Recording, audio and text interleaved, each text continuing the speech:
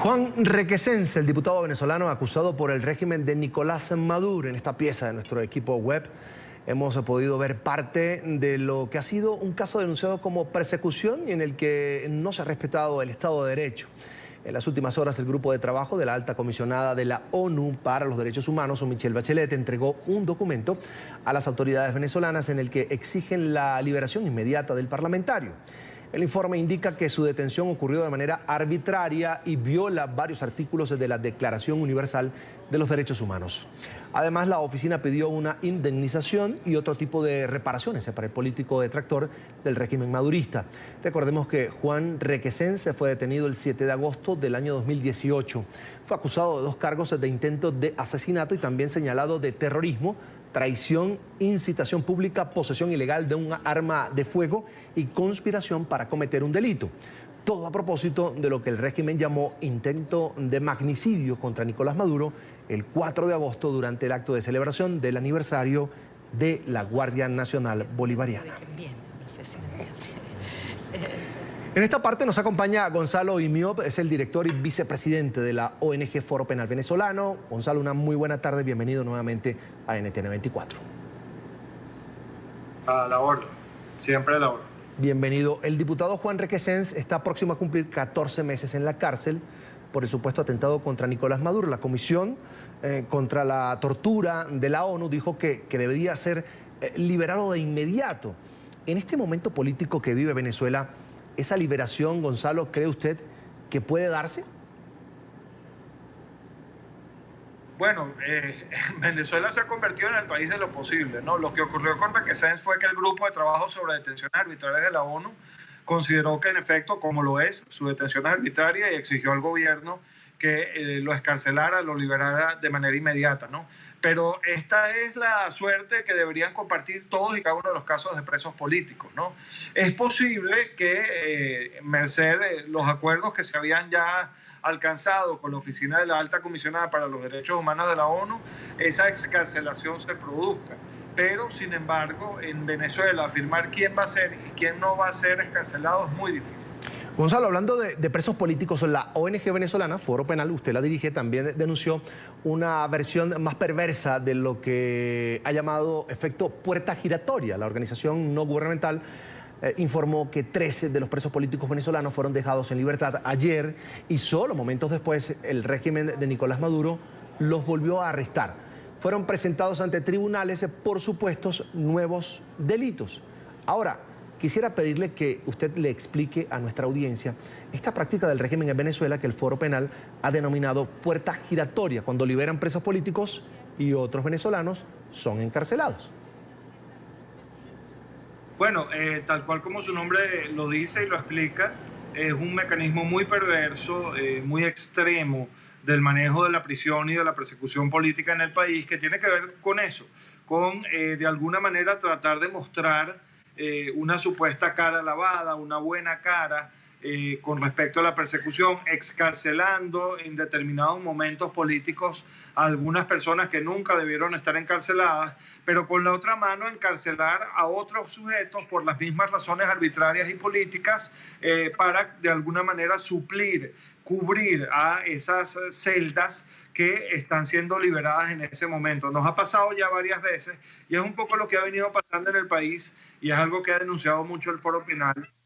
Cada vez que el gobierno habla de llegar a algún tipo de acuerdo con respecto a los presos y perseguidos políticos con algún sector de oposición, como el gobierno interpreta que los presos políticos son una especie de moneda, de ficha, de canje, que puede llevar a una mesa de negociación, cada vez que se da un proceso de conversaciones, de negociación, de mediación entre el gobierno y la oposición, el número de presos políticos sube.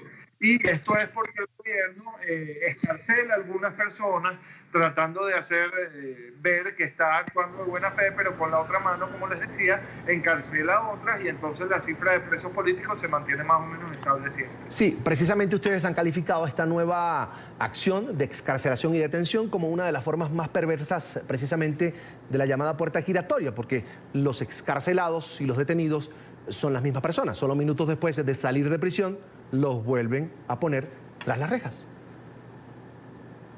Sí, eso acaba de pasar el día de ayer. Fueron excarcelados Juan Rodríguez, María Delgado y Juan Carlos Marrufo. Eran presos políticos. Dos de ellos, por cierto, tenían boleta de excarcelación y fueron encarcelados casi inmediatamente de nuevo. Y en este momento, mientras nosotros estamos hablando, están siendo presentados nuevamente por la supuesta comisión de otros delitos.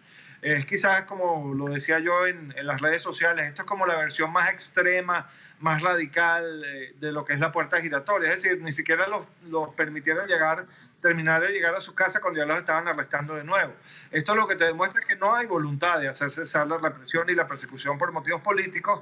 Y la causa de esto es que, lo voy a repetir, como algún factor político se ha prestado a ello, el gobierno interpreta que los presos y perseguidos políticos son fichas válidas que puede poner sobre una mesa de negociación, y mientras eso siga así, no va a cesar la puerta giratoria. Es decir, mientras el gobierno siga entendiendo que los presos políticos son valores que puede aportar en una negociación para obtener un beneficio, vamos a seguir teniendo presos y perseguidos políticos en Venezuela. Gonzalo, ¿esto entonces es un efecto de esa negociación a la que usted hace referencia, esa que se llevó adelante entre el régimen de Nicolás Maduro y partidos minoritarios opositores en Venezuela? Sí, evidentemente, y de hecho, desde que se dio a conocer ese acuerdo entre el gobierno y algún sector político muy minoritario del país, por cierto hay que decirlo, excarcelados, ha habido solamente 7 personas, 4 de las cuales, por cierto, ya tenían boleta de excarcelación, y es importante siempre destacar que esto no tiene nada que ver con ese acuerdo que se llegó desde el punto de vista político, porque esto es algo que ya había sido conversado previamente con la ciudadana Michelle Bachelet, actuando como alta comisionada para los derechos humanos de la ONU. Pero mientras se había escarcelado, en estas 2 semanas se ha escarcelado a estas 7 personas, con la otra mano se han encarcelado otras cuantas, ¿no? Y entonces, más o menos la cifra de presos políticos se ha mantenido estable, se ha mantenido igual. Y hay otro dato que es importante siempre tomar en cuenta. Estas son excarcelaciones, no liberaciones. Es decir, a la gente se la saca de la cárcel, sí como no, pero se la mantiene sujeta a procesos penales arbitrarios, injustos y por motivos políticos, bajo lo que aquí en Venezuela llamamos medidas cautelares, que es algo así como una libertad restringida. ¿Qué quiere decir esto? Que en cualquier momento pueden volver a la cárcel cuando el gobierno se le antoje. De esa reunión y supuesto diálogo del régimen con esos partidos pequeños, uno de los ejemplos de excarcelación es el del vicepresidente del Parlamento, de la Asamblea Nacional, Edgar Zambrano. Y aunque se anunció en ese momento que habría más liberaciones, no ha pasado más nada. Bueno, eso es una maniobra tratando de hacer ver que esa negociación, esa mesa ha tenido un éxito, ¿no? Y trataron de mostrar resultados más o menos inmediatos, ¿no? Eso ha pasado en otras oportunidades. Yo en estas cosas, el llamado que hago es a no dejarse engañar. Eso ha pasado antes, y una de las grandes críticas que hacen sobre todo los familiares de los presos políticos a estos procesos de negociación y diálogo es que pareciera ser que los políticos están hablando es por sus compañeros de partido, por sus compañeros de profesión, de oficio, y se olvidan de que hay muchísimos otros presos políticos que no tienen ese peso, que no son políticos de profesión y que también deberían ser todos encarcelados. Por eso es que desde el Foro Penal siempre hemos insistido mucho en que si se va a hablar de este tema en una mesa de un acuerdo político, la condición previa tiene que ser el fin absoluto y definitivo de la persecución para todos y de la prisión para todos, porque si no, definitivamente se está incurriendo en una práctica muy perversa que además tiene el otro aspecto negativo, que es que nunca se explica por qué a unas personas se las escarcela y a otras no. Es decir, cuando se habló, por ejemplo, hace una semana de que se iban a escarcelar a 58 presos políticos, no solamente nunca se nos dijo quiénes eran esos supuestos 58 presos políticos, sino que tampoco se nos dijo por qué esos sí y los otros no. Y eso es muy difícil de traducírselo al familiar de una persona que esté injustamente encarcelada desde hace años y que ve que no se ven satisfechas sus expectativas. Por eso a nosotros siempre nos genera mucha suspicacia este tipo de acuerdos. Ahora, desde hace varios años se ha venido denunciando torturas, tratos crueles, degradantes a presos políticos. ¿Esa práctica, Gonzalo, se mantiene? Sí, por supuesto, sigue ocurriendo, y no solamente es afectación psicológica, es afectación física. Nosotros tenemos, por ejemplo, contados 26 presos políticos que están en la prisión militar de Ramo Verde que necesitan asistencia médica urgente y no están recibiendo esa asistencia médica. Y los malos tratos y las torturas y los tratos crueles, inhumanos y degradantes siguen siendo presentes, siguen estando presentes en todo este esquema de prisión y de persecución política. Aprovecho esta oportunidad para actualizar con Gonzalo Imiot del Foro Penal el número de presos políticos actualmente en Venezuela. Tenemos 470 presos políticos registrados al corte de esta semana y 8.908 personas sujetas a procesos penales injustos por motivos políticos, pero bajo medidas cautelares.